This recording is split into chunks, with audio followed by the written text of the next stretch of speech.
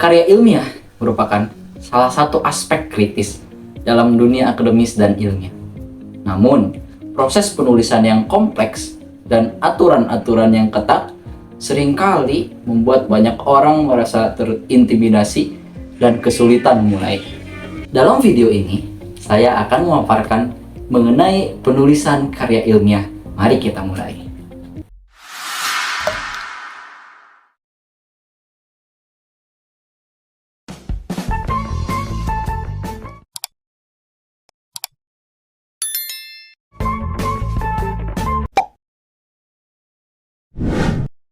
Karya ilmiah adalah tulisan tentang fenomena dan peristiwa yang ditulis dengan kenyataan. Fungsi karya ilmiah ini yaitu sebagai sarana untuk mengembangkan ilmu pengetahuan, teknologi, sains, budaya, dan seni dengan berdasarkan metodenya yang sistematis, metodologis, dan konsisten. Fungsi karya ilmiah ini secara khusus yaitu penjelasan, ramalan, dan pengawasan. Dilihat dari jenis karya ilmiah, ada 3, yaitu formal, semi-formal, dan populer. Karya ilmiah formal yaitu skripsi, tesis, dan disertasi. Formatnya lebih lengkap dari yang lain, seperti pendahuluan, abstrak, pembahasan, kesimpulan, sampai ke riwayat. Selanjutnya ada karya ilmiah semi-formal. Karya ini biasanya banyak dikerjakan di sekolah, seperti laporan, jurnal, atau makalah. Karya ilmiah semi-formal lebih simpel dari yang formal, tetapi tetap ada pendahuluan, isi, dan kesimpulan.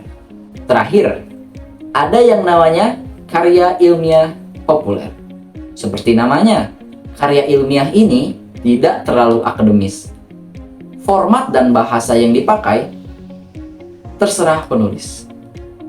Meskipun tetap isinya harus bahasa ilmiah. Biasanya, kamu bisa menemukan karya ini di majalah, koran, dan situs internet. Penggunaan kutipan adalah cara untuk mendukung argumen, memberikan bukti yang kuat, dan mengakui kontribusi penulis asli. Dalam konteks karya ilmiah, kutipan merujuk pada penggunaan teks, data, atau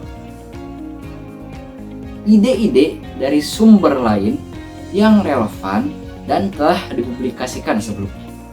Tanpa kutipan, tulisan ilmiah akan kehilangan kredibilitasnya dan terlihat seperti plagiat.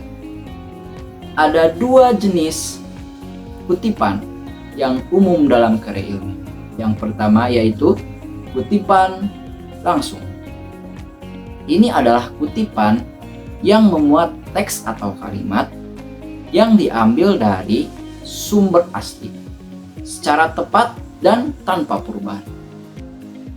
Kutipan langsung biasanya diapit oleh tanda kutip dan diikuti oleh kutipan sumber dalam catatan kaki, kutipan dalam tubuh teks, atau dalam daftar kutipan, atau biasa disebut dengan daftar pustaka.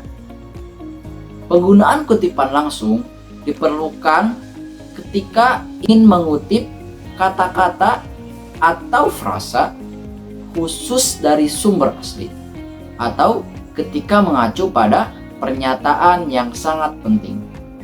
Contoh, menurut Smith 2010, pendidikan adalah kunci untuk membuka pintu masa depan. Yang kedua, kutipan tidak langsung, atau biasa disebut dengan paraphrasing. Ini adalah kutipan di mana Anda menyajikan atau informasi dari sumber asli dengan menggunakan kata-kata Anda sendiri. tanpa mengutip secara langsung.